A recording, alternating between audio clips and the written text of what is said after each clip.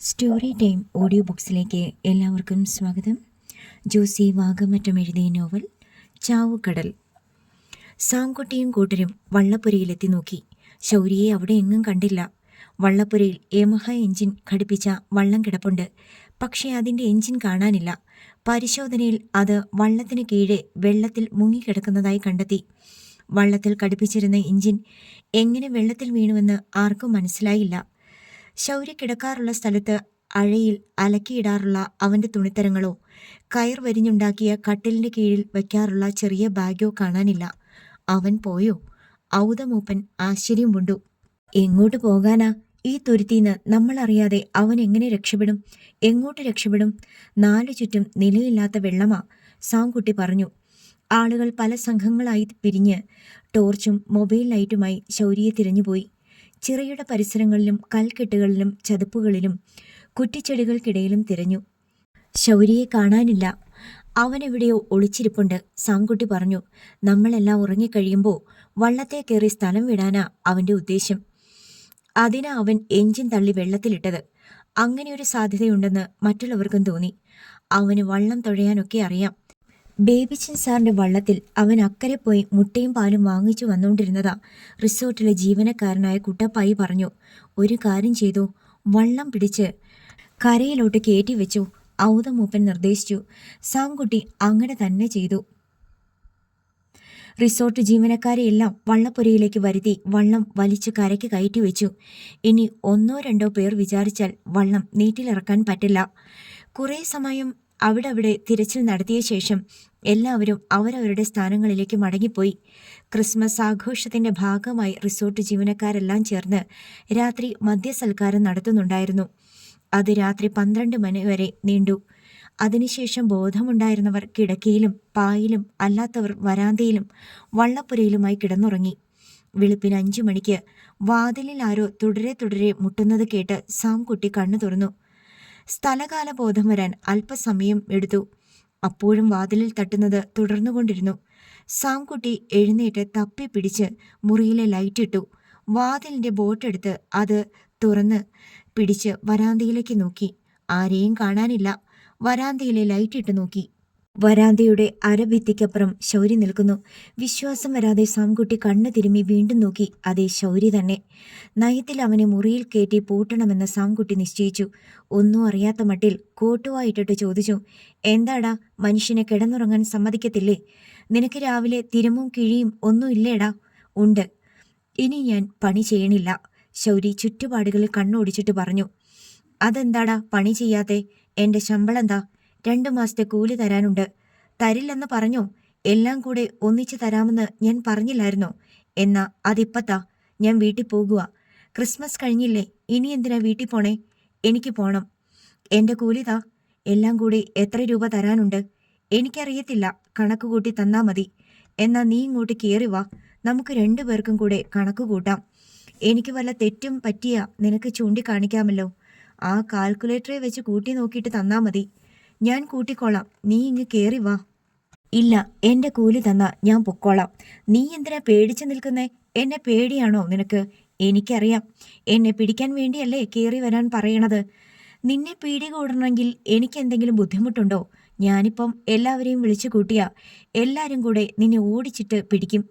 ഈ തുരുത്തിന്ന് നീ എങ്ങോട്ട് ഓടി രക്ഷപ്പെടാനാ? ഞാൻ വീട്ടിൽ പോവുക. എൻ്റെ കൂലി തരണം. ഭീഷണിയാണോ?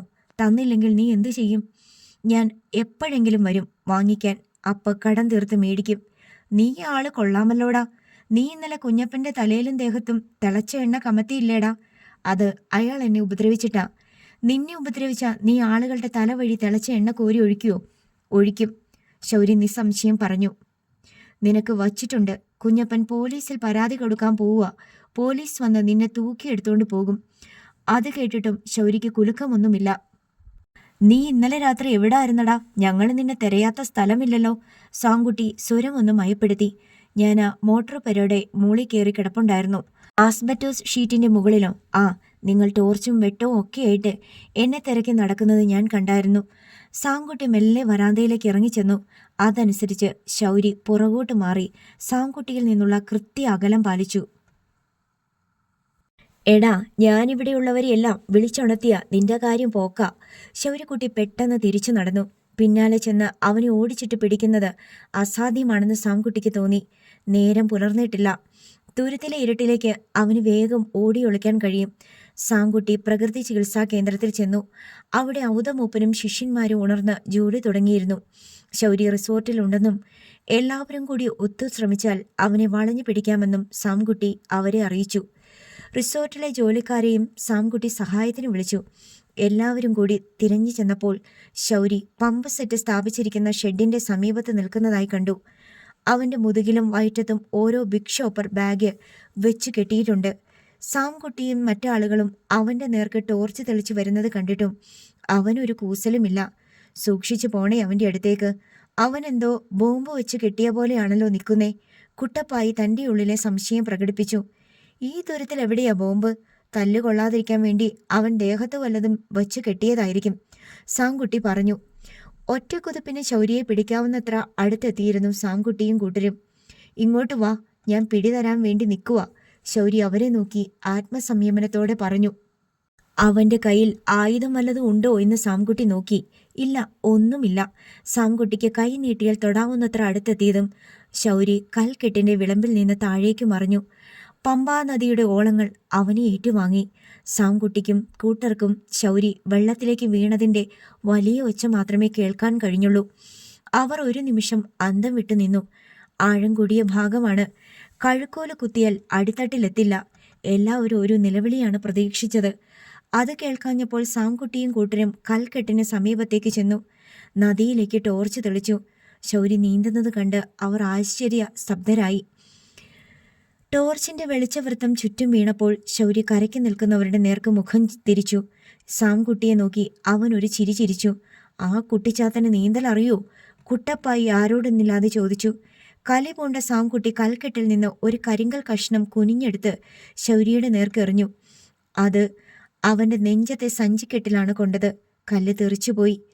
വെള്ളത്തിൽ മലർന്നു കിടന്ന് ശൗരി സാംകുട്ടിയെ നോക്കിക്കൊണ്ട് ഇടത് കൈയിലെ ചെറുവിരൽ വായിലിട്ട് കാണിച്ചു. വള്ളം ഇറക്കടാ, അവനെ പിടിച്ചിട്ട് തന്നെ കാര്യം. സാംകുട്ടി കോപാന്ധനായി അമറി.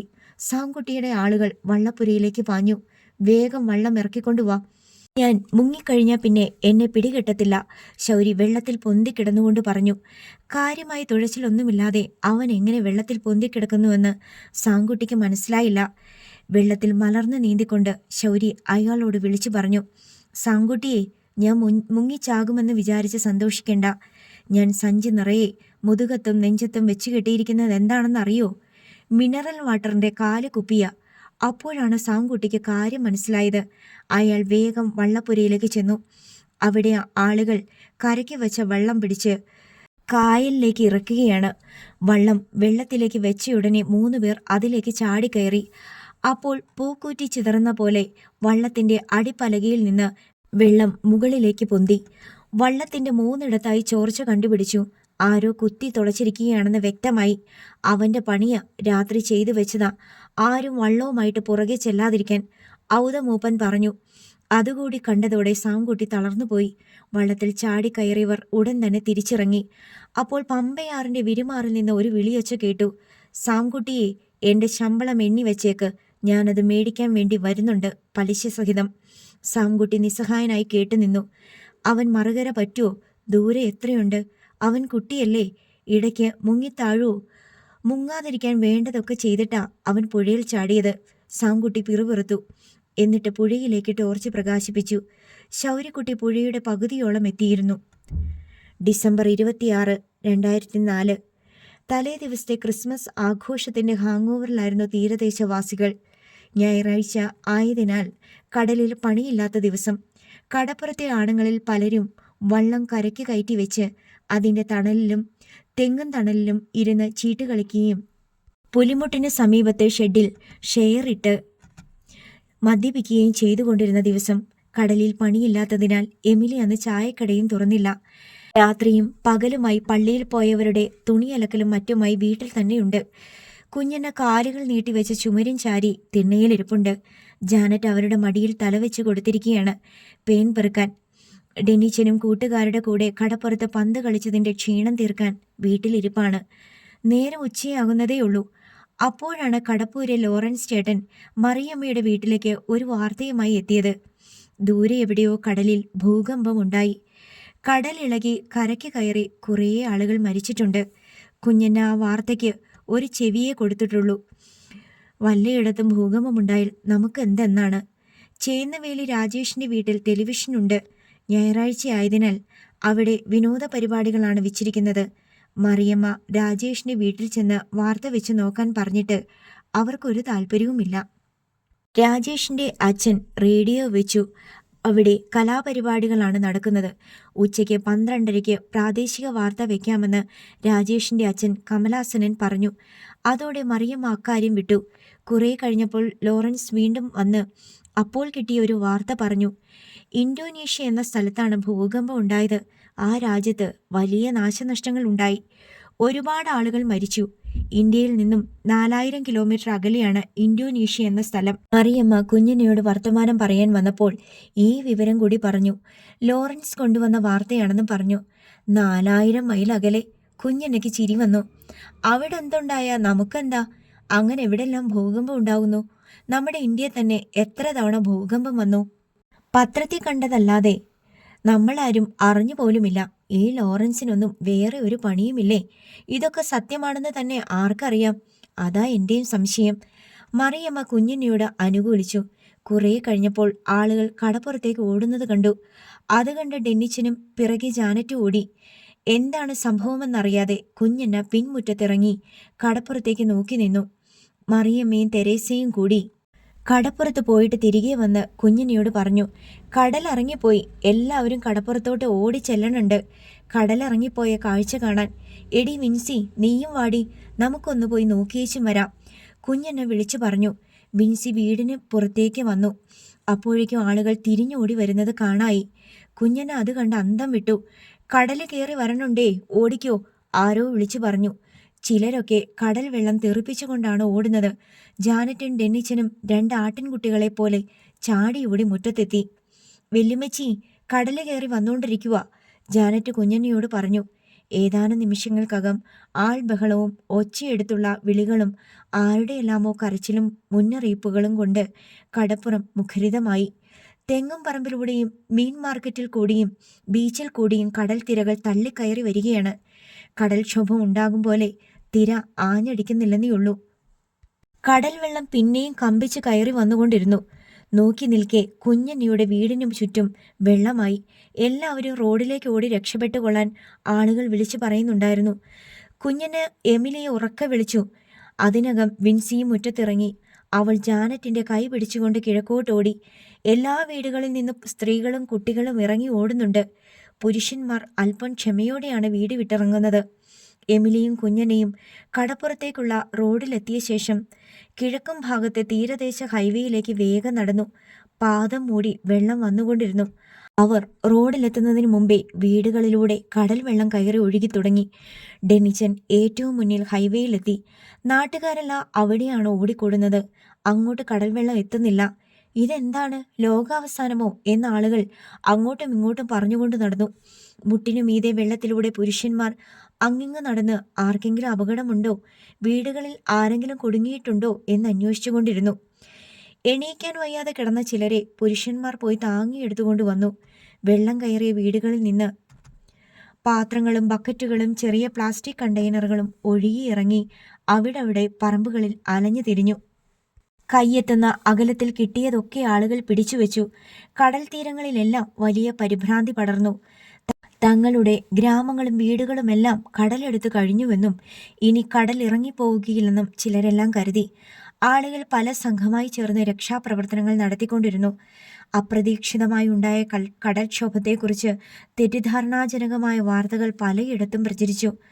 ആറാട്ടുപുഴയിലും ചെറിയഴീക്കിലും 100 കണക്കിന് ആളുകൾ മരിച്ചു എന്നായിരുന്നു ആദ്യം പ്രചരിച്ച വാർത്ത. ആ പ്രദേശങ്ങളെല്ലാം കടലെടുത്തു പോയി എന്നും കൂടുതൽ പ്രദേശങ്ങളെ കടൽ വിഴുങ്ങാൻ പോവുകയാണെന്നും പ്രചാരണമുണ്ടായി. എന്നാൽ എല്ലാ ആശങ്കകൾക്കും വിരാമമിട്ടുകൊണ്ട് അപരാഹ്നത്തോടെ വെള്ളം ഇറങ്ങി തുടങ്ങി. വൈകുന്നേരമായപ്പോഴേക്കും കടൽ പൂർവ്വസ്ഥിതിയിലേക്ക് തിരിച്ചുപോയി. പക്ഷേ കടൽക്ഷോഭം മൂലമുണ്ടായ നാശനഷ്ടങ്ങൾക്ക് അറുതിയില്ലായിരുന്നു. എമിലിയുടെ ചായക്കട കടലെടുത്തു പോയി. വീട്ടിൽ നിന്ന് ബക്കറ്റും പാത്രങ്ങളും തുണികളും നഷ്ടപ്പെട്ടു. പല വീടുകളിലും പലതരത്തിലായിരുന്നു നഷ്ടങ്ങൾ. എമിലി തൻ്റെ ചായക്കട നോക്കി. നെഞ്ചത്ത് കൈവച്ച് നിൽക്കെ ഡെന്നിച്ചൻ പാഞ്ഞു വന്ന് അവളോട് പറഞ്ഞു, ശൗരിക്കുട്ടി വരണുണ്ട്, വാ, ഓടി വാ. എമിലിയുടെ കാൽ ചുവട്ടിൽ നിന്നൊരു മിന്നൽ പിണർ തലനാരിഴ വരെ പടർന്നു കയറി. അമ്മ വാ. എമിലിയുടെ കയ്യിൽ പിടിച്ചു വലിച്ചിട്ട് ഡെന്നിച്ചൻ തിരികെ വീടിന് നേർക്ക് ഓടി. ശൗരിക്കുട്ടി ശങ്കിച്ചാണ് റോഡിൽ കൂടെ നടന്നു വന്നുകൊണ്ടിരുന്നത്. കടലാക്രമണത്തിന്റെ രൂക്ഷതയും കടൽ വെള്ളം അടിച്ചു കയറിയ പറമ്പുകളും ഡിസംബറിലും നിറഞ്ഞു കവിഞ്ഞൊഴുകുന്ന തോടുകളും കടലാക്രമണത്തിൽ വീടുകൾക്കുണ്ടായ നാശനഷ്ടങ്ങളും എല്ലാം കണ്ടുകൊണ്ട് പൂങ്കാവ് മുതൽ നടന്നു വരികയാണവൻ. എല്ലായിടത്തും റോഡിൽ ആൾക്കൂട്ടമാണ്. റോഡിന്റെ പടിഞ്ഞാറ് ഭാഗം മുഴുവൻ കടൽ കൈവശപ്പെടുത്തിയിരിക്കുകയാണെന്ന് കണ്ട് അവൻ വല്ലാതെ ഭയന്നു. താൻ പോകുമ്പോൾ ഇങ്ങനെയൊന്നും ഉണ്ടായിരുന്നില്ല. കുറേ മാസങ്ങളായി ഈ പ്രദേശങ്ങൾ ഇങ്ങനെ തന്നെയാണെന്നായിരുന്നു അവൻ വിചാരിച്ചത്. അങ്ങനെയാണെങ്കിൽ അമ്മയുടെ ചായക്കടയും ചെല്ലിക്കടപ്പുറത്തെ വീടും ഇപ്പോൾ വെള്ളത്തിലായിരിക്കുമെന്നും അവൻ ചിന്തിച്ചു. മാരാരിയിലും ചെത്തിയിലും പടിഞ്ഞാറുള്ള പറമ്പുകളിലും തോടുകളിലും കടൽ വെള്ളം ഒഴുകുന്നത് അവൻ കണ്ടു. ജനങ്ങൾ പരിഭ്രാന്തരാണ്. പോലീസും സന്നദ്ധ സംഘടനകളും റോഡിലിറങ്ങി ആളുകളെ വിളിച്ചു കൂട്ടുന്നുണ്ട്. ആറാട്ടുപുഴയിലും അഴീക്കലും 100 കണക്കിന് പേർ കടലിൽ ഒഴുകിപ്പോയെന്നും 1000 വീടുകൾ തകർന്നു വീണെന്നും ആളുകൾ പറയുന്നത് കേട്ടുകൊണ്ടാണ് ശൗരിക്കുട്ടി നടന്നത്.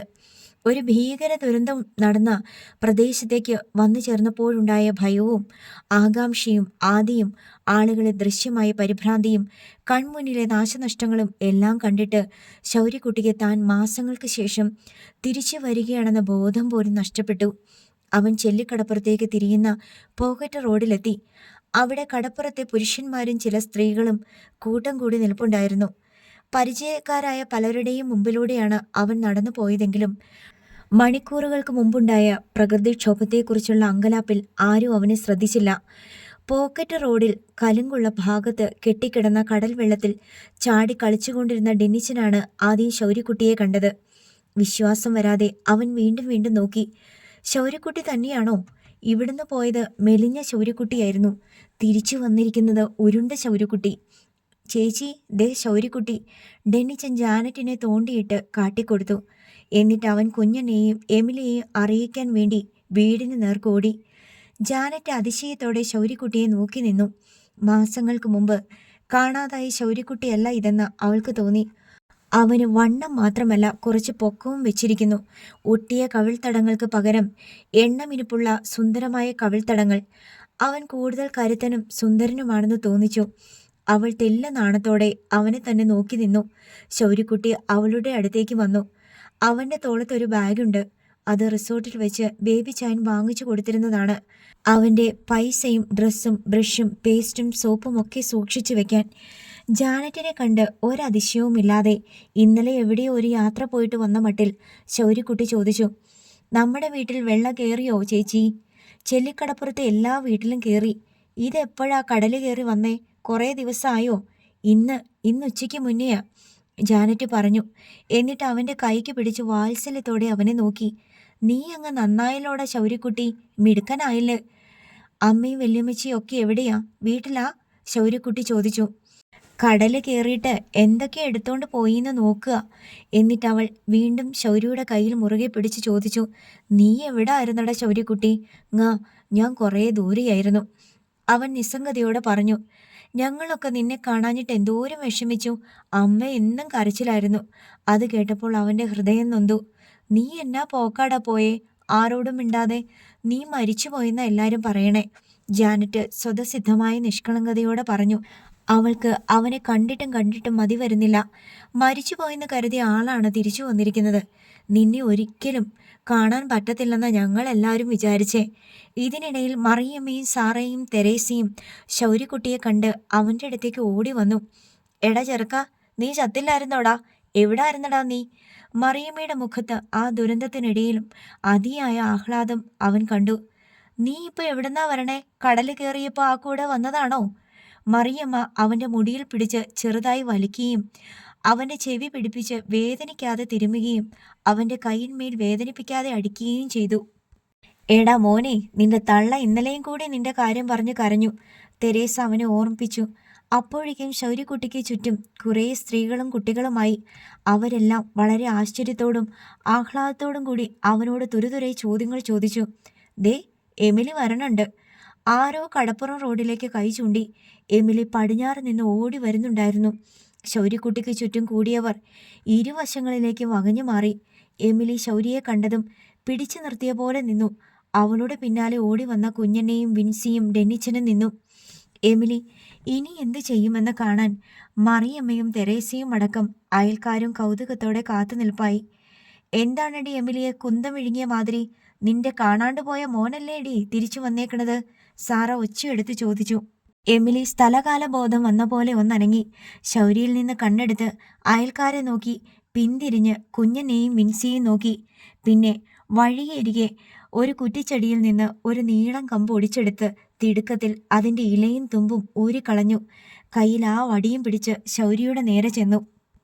താൻ കുരുത്തക്കേട് കാട്ടുമ്പോഴെല്ലാം തല്ലാറുള്ള പോലെ അമ്മ ഇക്കുറിയും വെച്ചു പെരുക്കും എന്ന് മനസ്സിലാക്കിയ ശൗര്യക്കുട്ടി എന്തും ചെയ്തോട്ടെ എന്ന മട്ടിൽ തലയും താഴ്ത്തി നിന്നു. അവൻ്റെ മുന്നിൽ ചെന്ന് നിന്നിട്ട് എമിലി പറഞ്ഞു, ഇവിടെ നോക്കടാ. ശൗര്യ കണ്ണുകൾ ഉയർത്തി അമ്മയെ നോക്കി. പിന്നെ ചുറ്റും കൂടി നിൽക്കുന്നവരെ നോക്കി. അമ്മയുടെ കയ്യിലിരിക്കുന്ന വടിയിലേക്ക് നോക്കി. എമിലിയുടെ കയ്യിൽ നിന്ന് വടി താഴെ വീണു. ആ കൈകൊണ്ട് ശൗര്യക്കുട്ടിയെ വാരി പിടിച്ച് ഒറ്റ കരച്ചിലായിരുന്നു. പിന്നെ അതോടെ ശൗര്യക്കുട്ടിയും വിങ്ങിപ്പൊട്ടി. അവിടെ കൂടി നിന്നവരുടെ കണ്ണിലും വെള്ളം നിറഞ്ഞു. 2004 ഡിസംബർ 27 രാവിലെ വർത്തമാന പത്രങ്ങളെല്ലാം ഇറങ്ങിയത് കടൽക്ഷോഭത്തിൻ്റെ വാർത്തകളും ചിത്രങ്ങളുമായിട്ടായിരുന്നു. ആറാട്ടുപുഴയിലും അഴീക്കലും അനേകം പേർ കരയിലേട്ട് അടിച്ചു കയറിയ വൻ തിരമാലകളിൽ പെട്ടു മരിച്ചു. അന്ധകാരൻ അഴിയിലും ചെല്ലാനത്തും മത്സ്യത്തൊഴിലാളികളെ കാണാതായി. അനേകം ബോട്ടുകളും എഞ്ചിൻ വെച്ച വള്ളങ്ങളും ലക്ഷക്കണക്കിന് രൂപ വിലമതിക്കുന്ന വലകളും കടലെടുത്തു പോയി. ആയിരക്കണക്കിന് വീടുകൾ തകർന്നടിഞ്ഞു. 10,000-കണക്കിന് ആളുകളെ ഒഴിപ്പിച്ച് ദുരിതാശ്വാസ ക്യാമ്പുകളിലേക്ക് മാറ്റി. പത്രവാർത്തകൾക്കൊപ്പം TV ന്യൂസും തുടരെ വന്നുകൊണ്ടിരുന്നു. സംഭവിച്ച കടൽക്ഷോഭത്തിന് ഒരു പേരുണ്ടായി, സുനാമി. ഇത്തരത്തിലുള്ള വമ്പിച്ച കടൽക്ഷോഭത്തിന് ജപ്പാൻകാരിട്ട പേരാണ് സുനാമി എന്നും പ്രചാരണമുണ്ടായി. ശൗര്യക്കുട്ടിയുടെ വീടിനും സുനാമി ചില്ലറ പരിക്കുകൾ ഏൽപ്പിച്ചിരുന്നു. വീട്ടിലും മുറ്റത്തും ഉണ്ടായിരുന്ന പാത്രങ്ങളിൽ പലതും കടലെടുത്തുപോയി. ചെല്ലിക്കടപ്പുറത്ത് നിന്ന് വള്ളങ്ങളും വലകളും നഷ്ടപ്പെട്ടു. ചില വീടുകൾക്ക് സാരമായ കേടുപാടുകൾ സംഭവിച്ചു. ചെല്ലിക്കടപ്പുറത്തെ താൽക്കാലിക പെട്ടിക്കടകളും ചായക്കടകളും കടൽ നക്കി തുടച്ചു കളഞ്ഞു. എമിലി കടയിട്ടിരുന്ന സ്ഥലം പോലും അജ്ഞാതമായി തീർന്നിരുന്നു. സുനാമി ഇല്ലെങ്കിൽ ശൗര്യക്കുട്ടിയുടെ തിരിച്ചുവരവ് ചെല്ലിക്കടപ്പുറത്ത് ഒരു വലിയ സംഭവമാകേണ്ടതായിരുന്നു. സുനാമി ശൗര്യക്കുട്ടിയുടെ വരവിനെ അമർത്തിക്കളഞ്ഞു. എന്നാൽ പിറ്റേന്നായപ്പോഴേക്കും ശൗര്യക്കുട്ടി തിരിച്ചെത്തിയെന്ന വാർത്ത സുനാമിയെയും നിഷ്പ്രഭമാക്കി. ശൗര്യക്കുട്ടി ആളുകളുടെ ചോദ്യങ്ങൾക്ക് മറുപടി പറഞ്ഞു മടുത്തു. അത് വിശദീകരിക്കാനുള്ള ചുമതല അവൻ അമ്മയ്ക്കും വല്യമ്മച്ചിക്കും വിട്ടുകൊടുത്തു. അത് പിന്നീട് ഡെന്നിച്ചനും ജാനറ്റും ഏറ്റെടുത്തു. ആര് ചോദിച്ചാലും പറഞ്ഞു ഡെന്നിച്ചനും ജാനറ്റിനും ശൗര്യക്കുട്ടിയുടെ ഒളിവ് ജീവിതം മനഃപ്പാടമായി. ഡെന്നിച്ചൻ ആരോടെങ്കിലും പറയുമ്പോൾ വല്ലതും വിട്ടുപോയാൽ ജാനറ്റ് ഉടൻ പൂരിപ്പിക്കും. എടാ, നീ ബേബി ചായൻ ശൗര്യക്കുട്ടിക്ക് ഷർട്ട് വാങ്ങിച്ചുകൊണ്ട് വന്ന് കൊടുത്ത കാര്യം പറഞ്ഞില്ല.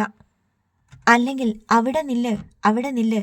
അവരാരും പുറകിന് വരാണ്ടിരിക്കാൻ വേണ്ടി ശൗര്യക്കുട്ടി ആ വള്ളം കുത്തിത്തുളച്ച കാര്യം നീ എന്താ വിട്ടുകളഞ്ഞത്? അങ്ങനെ ശൗര്യക്കുട്ടി തൽക്കാലം കുട്ടിയല്ല. അവൻ്റെ വീട്ടിലും അയൽപ്പക്കങ്ങളിലും വീരപുരുഷനാണ്. സുനാമി ശൗര്യക്കുട്ടിയുടെ ജീവിതത്തെ രണ്ടായി പകുത്തു. 1. സുനാമിക്ക് മുൻപുള്ള ശൗര്യക്കുട്ടി. 2. സുനാമിക്ക് ശേഷമുള്ള ശൗര്യക്കുട്ടി. സുനാമിക്ക് ശേഷമുള്ള ശൗര്യക്കുട്ടിക്ക് ആളുകൾക്കിടയിൽ കുറച്ച് മതിപ്പും പേരും പ്രശസ്തിയും കിട്ടി. സുനാമിക്ക് മുൻപുള്ള ശൗര്യക്കുട്ടിയെ മിക്കവരും മറന്നു. സുനാമിക്ക് ശേഷം വീട്ടിൽ ഒരു അരക്ഷിതാവസ്ഥ കടന്നു കയറുന്നത് ശൗര്യക്കുട്ടി തിരിച്ചറിയാൻ തുടങ്ങി. കടലിൽ പണിയില്ലെന്നു മാത്രമല്ല, ചെല്ലിക്കടപ്പുറത്ത് ചാകരയുമില്ല. അതിനാൽ വള്ളം ഇറക്കാനോ അടുപ്പിക്കാനോ വയ്യ. അല്ലെങ്കിൽ തന്നെ സുനാമിക്ക് ശേഷം കടലിൽ പോകാൻ പലർക്കും വള്ളങ്ങളില്ല, വലകളില്ല, എല്ലാം നഷ്ടപ്പെട്ടു പോയി. കടലിൽ പോകുന്നവർക്ക് മീനും കിട്ടുന്നില്ല.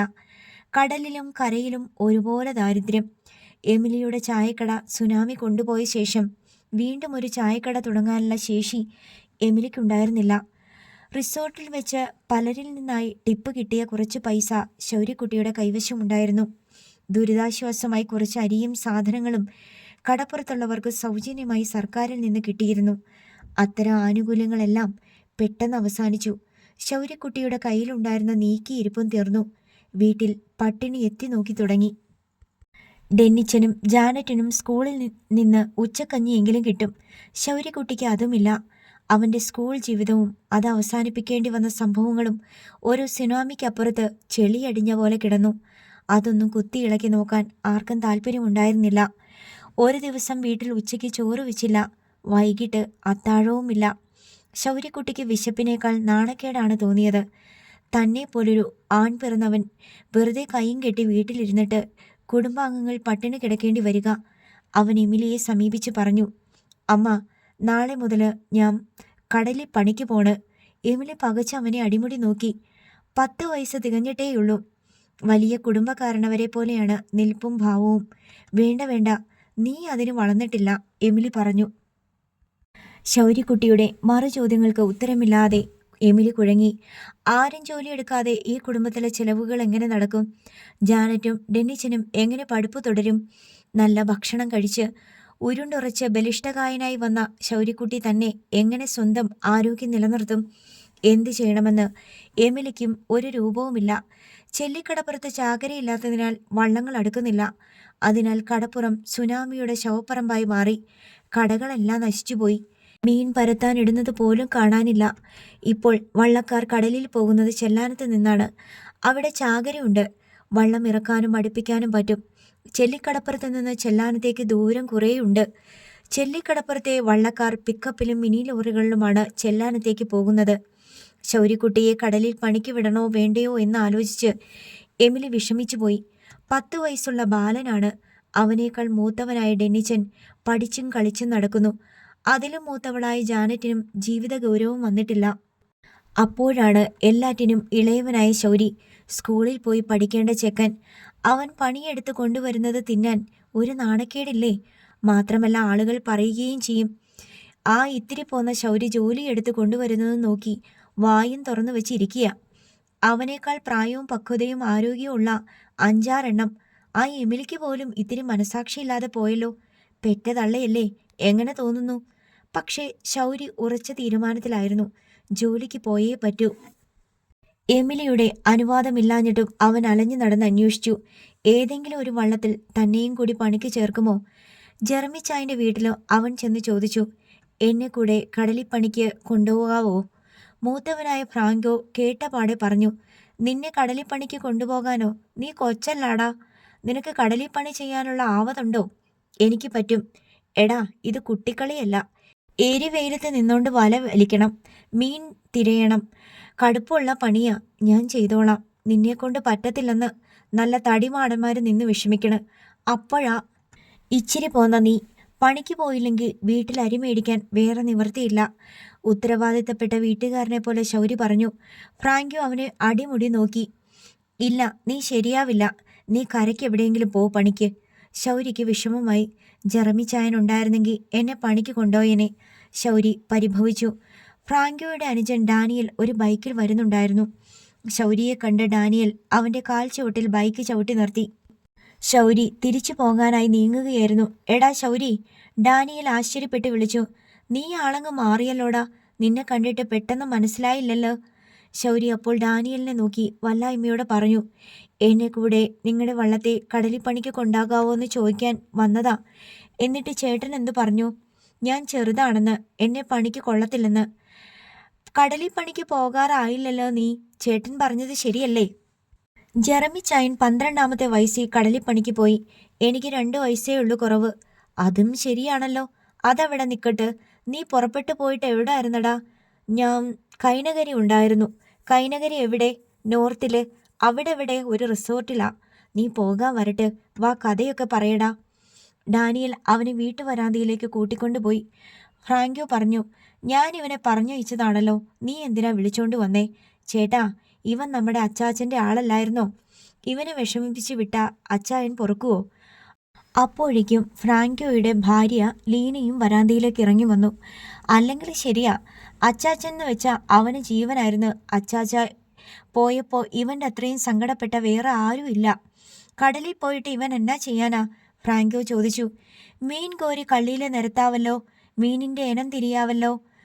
ഒടുക്കവല്ലേന്ന് മീൻ പെറുക്കാവല്ലോ, അരപ്പങ്ക് കൊടുത്താൽ മതിയെന്ന് ഡാനിയൽ അഭിപ്രായപ്പെട്ടു. അനുജന്റെയും ഭാര്യയുടെയും സമ്മർദ്ദത്തിന് വഴങ്ങി ഒടുവിൽ ഫ്രാങ്കോ ശൗര്യയെ കൂടി കടലിൽ പണിക്ക് കൂട്ടാമെന്ന് ഏറ്റു. ലോട്ടറി അടിച്ച സന്തോഷത്തിലാണ് ശൗരി വീട്ടിൽ തിരിച്ചെത്തിയത്. ചെന്നയുടനെ അവൻ എമിലിയെ വിളിച്ചു പറഞ്ഞു, അമ്മ, നാളെ മുതൽ ഞാൻ കടലിൽ പണിക്ക് പോവുക. അത് കേട്ടപ്പോൾ എമിലിയുടെ നെഞ്ചിൽ ഒരു മിന്നൽ പാഞ്ഞു. ആരുടെ വള്ളം? ആര് പറഞ്ഞു നിന്നെ കൊണ്ടുപോകാന്ന്? നമ്മുടെ ജർമിച്ചായന്റെ വീട്ടുകാരുടെ വള്ളം ഇല്ലേ ജീസസ്? അതേലാ പോണേ. നിന്നെ കൊണ്ടുപോകാന്ന് സമ്മതിച്ചോ?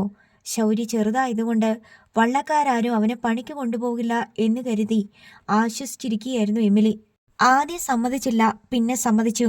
അവരെന്നാ മനുഷ്യന്മാരാ, ഇത്തിരിയില്ലാത്ത കൊച്ചിനെ കടലിൽ പണിക്ക് വിളിച്ചോണ്ട് പോവുക. അവരുടെ മക്കളെ കൊണ്ടുപോവോ? എമിലി രോഷം കൊണ്ടു. എടി എമിലേ, ഇവനോടുള്ള ഇഷ്ടം കൊണ്ടായിരിക്കും അവർ സമ്മതിച്ചേ.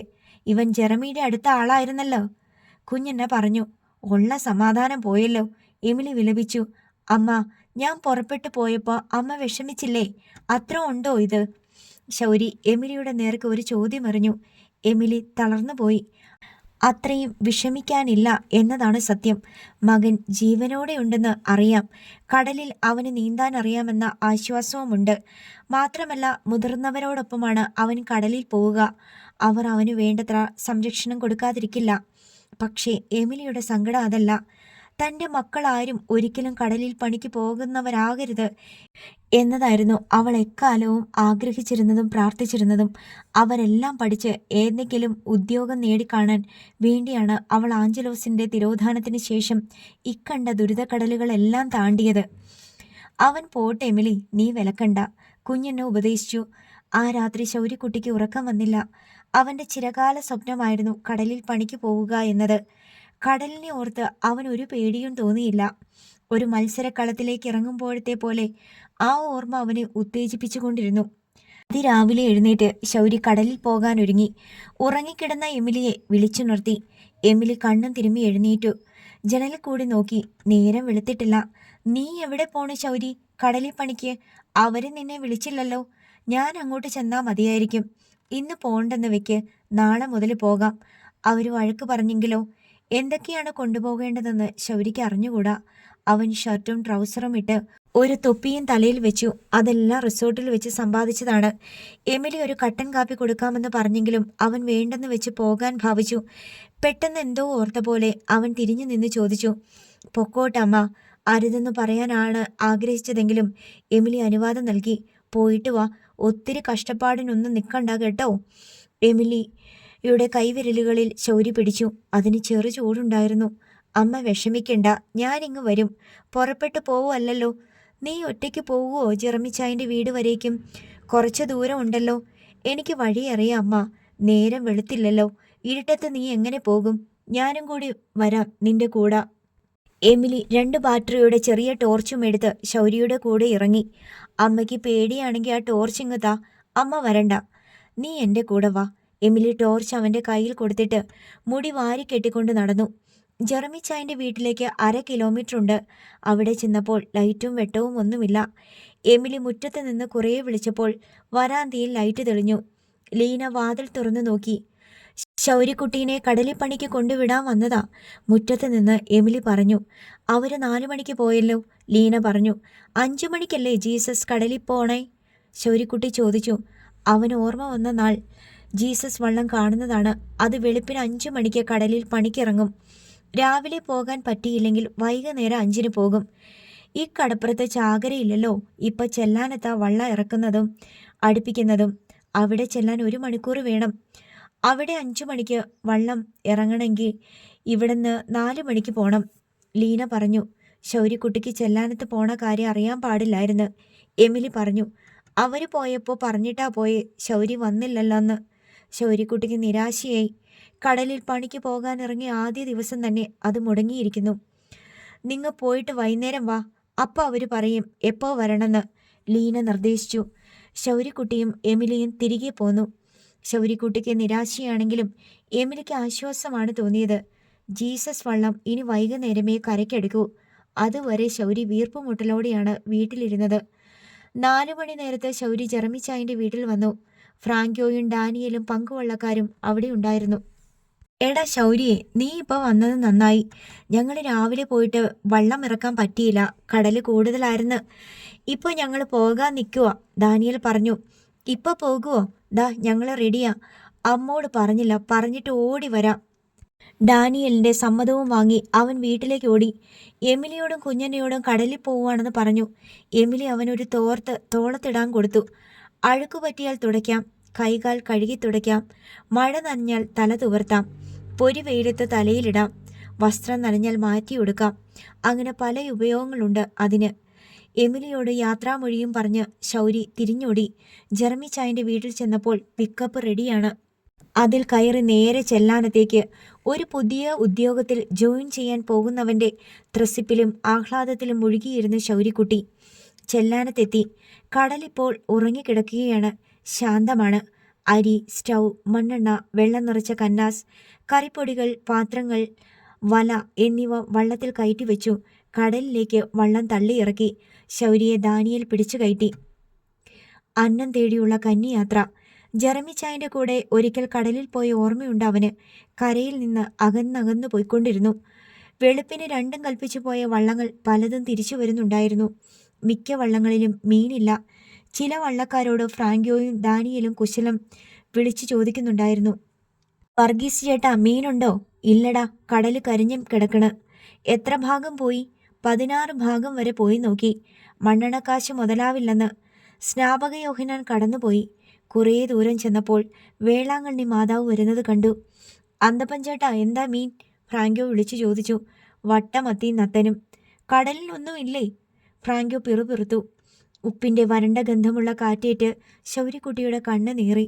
സൂര്യൻ അലകടലിൻ്റെ വക്കിൽ ചുവന്നു പഴുത്തു. പശ്ചിമാമ്പരമാകെ ചുവപ്പ് രാശി.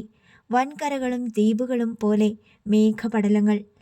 ചില മേഘങ്ങളുടെ അരികുകൾ തീ പിടിച്ച പോലെ തിളങ്ങി. ശ്രീ അയ്യപ്പൻ വരുന്നത് കണ്ട് ജീസസ് അല്പം വേഗത കുറച്ചു. ഫ്രാങ്കോ അമരത്ത് എണീറ്റ് നിന്ന് വേഗം കുറയ്ക്കാൻ ആംഗ്യം കാണിച്ചു.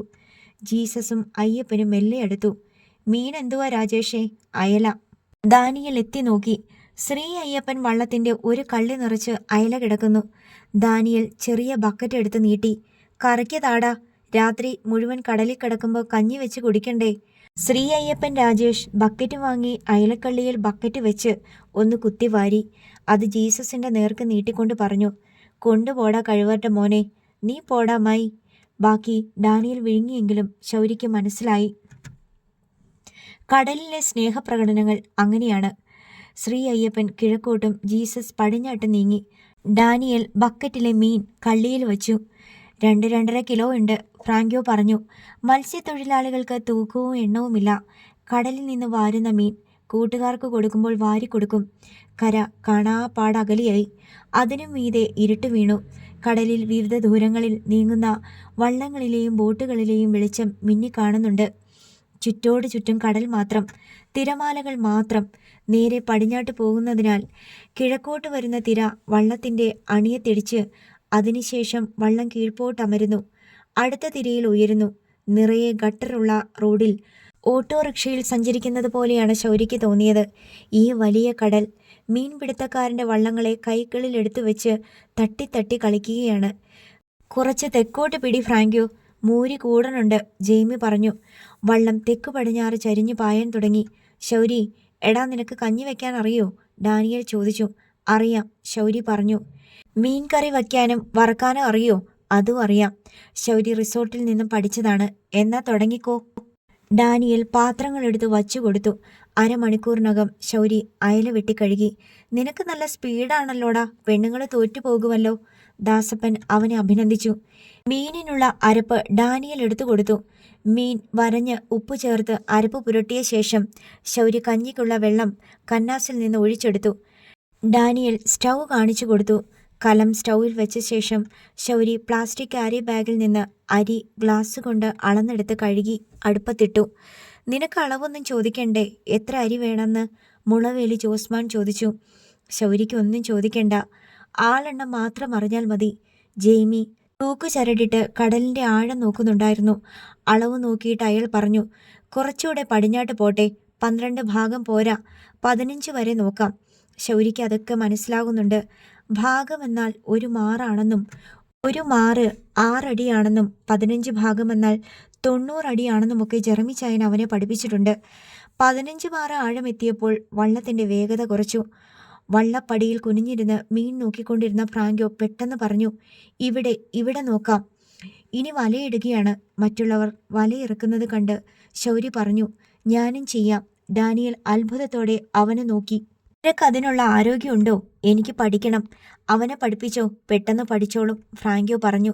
ജെയ്മി അവനെ വലക്കള്ളിയിൽ പിടിച്ചു നിർത്തി.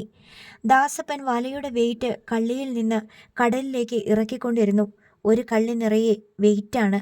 വെയിറ്റ് ഇറക്കുന്നതിനോടൊപ്പം ശൗരി വലയിറക്കി വിട്ടു. തൊട്ടടുത്ത കള്ളിയിൽ പിടിച്ചിരിക്കുന്ന പൊന്ത് ഇറക്കുന്ന ജോലിയാണ് ജെയ്മിക്ക്. മൂന്നും ഒരേ സമയത്ത് തന്നെ ചെയ്തുകൊണ്ടിരിക്കണം. 50-60 മാറ് നീളമുള്ള വലയാണ്. വെയിറ്റ് ഇറക്കിക്കൊടുക്കലാണ് അപകടം പിടിച്ച പണി. കാലിൽ ചുറ്റിപ്പോയാൽ കടലിൽ വീണത് തന്നെ. വലിച്ചു പൊക്കുമ്പോഴേക്കും മരണം സംഭവിച്ചിരിക്കും. വലയിടുന്നതിനനുസരിച്ച് വള്ളം മെല്ലെ നീങ്ങി. വലയുടെ പൊന്ത് അർദ്ധവൃത്താകൃതിയിൽ ജലപ്പരപ്പിൽ പൊട്ടിയ അളുങ്കുമാല പോലെ കിടന്നു. ശൗരിയുടെ ഉള്ളം കൈ വേദനിച്ചു തുടങ്ങി. വിരലുകളിലെ തൊലി ഇളകുമെന്നായി. അവന്റെ വിഷമം കണ്ട് ഡാനിയൽ പറഞ്ഞു, കൈ പൊള്ളിയെങ്കിൽ മാറിക്കോടാ. ഡാനിയൽ അവനെ മാറ്റി ആ സ്ഥാനം ഏറ്റെടുത്തു. ശൗരി കഞ്ഞിയും കറിയും വെക്കാൻ പോയി. കടലിൽ വൃത്താകൃതിയിൽ ജീസസിന്റെ വല വിരിഞ്ഞു കിടന്നു. 10 മിനിറ്റിനുള്ളിൽ വല തിരിച്ചു വലിച്ചു തുടങ്ങി. വലയിടുന്നത് പോലെ എളുപ്പമല്ല വലിച്ചു കയറ്റൽ. കൈയിലെ തൊലി ഇളകി പോകുന്ന ജോലിയാണ്. സ്ഥിരമായി അതേ ജോലി ചെയ്യുന്നവരുടെ ഉള്ളം കൈ തഴമ്പ് വീണ് മരത്തൊലി പോലെ പരുക്കനായിരിക്കും. ആദ്യത്തെ കോര് നിരാശാജനകമായിരുന്നു. വല വലിച്ചു കയറ്റി നോക്കിയപ്പോൾ കുറച്ച് കരിനന്ദനും കുറിച്ചിയും തിരിയാനും മാത്രം. ജനുവരിയല്ലേ മാസം. കടല് കരിഞ്ഞു കിടക്കുക. മണ്ണെണ്ണ കാശ് കിട്ടിയ ഭാഗ്യം. ശൗരി ഇതിനകം മീൻ വറുത്തുകോരി. കറിയും വെച്ചു. ചോറ് വാർത്തു വെച്ചിരുന്നു. എല്ലാവരും ഒന്നിച്ചുകൂടി ചൈനീസ് വിളക്കിന്റെ വെട്ടത്തിലിരുന്ന് ചോറുണ്ടു. നീ കൊള്ളാമട ശൗരി. ഇനി എന്ന് നീയാ ഞങ്ങളുടെ അരിവെപ്പ്. നല്ല ഒന്നാന്തര കറി, ഫ്രാങ്കോ പറഞ്ഞു. വറുത്തതിനെന്താ കുഴപ്പം? ജെയ്മി ചോദിച്ചു. ശൗരിക്ക് അത് കേട്ട് സന്തോഷം തോന്നിയെങ്കിലും പാചകക്കാരനാകാൻ അവന് താല്പര്യമില്ലായിരുന്നു. ഊണ് കഴിഞ്ഞ് പലയിടത്തായി 3 തവണ വല വിരിച്ചെങ്കിലും കാര്യമായ പ്രയോജനമൊന്നും ഉണ്ടായില്ല. ഇങ്ങനാണെങ്കിൽ കരയ്ക്ക് പണി നോക്കണതാ നല്ലത്. കടലിൽ നിന്ന് ഒന്നും കിട്ടാനില്ല. മീൻപിടുത്തം മതിയാക്കി അവർ തിരികെ പോകാൻ ഭാവിച്ചതായിരുന്നു. ശൗരിക്കൊരാഗ്രഹം, ഒന്നുകൂടെ വല വിരിച്ച് നോക്കാമെന്ന്. ഇത്തവണ വടക്ക് കിഴക്ക് മാറി ഒന്ന് വല വിരിച്ചു നോക്കി. ദേ ചാടുന്നു മീൻ പൊലപ്പ്. ഫ്രാങ്കോ ആഹ്ലാദത്തോടെ വിളിച്ചുകൂവി. ഇത്തവണ വലിച്ചു കയറ്റാൻ ശൗരിക്കും കൂടി ചെന്ന് സഹായിക്കേണ്ടി വന്നു. അയല കൈപ്പത്തി വലിപ്പത്തിലുള്ളത്.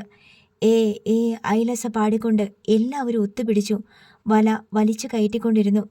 അതിൽ പങ്കുചേർന്ന ശൗരിക്കുട്ടി ഒരു മീൻപിടുത്തക്കാരനായി. അടുത്ത ഭാഗം നാളെ.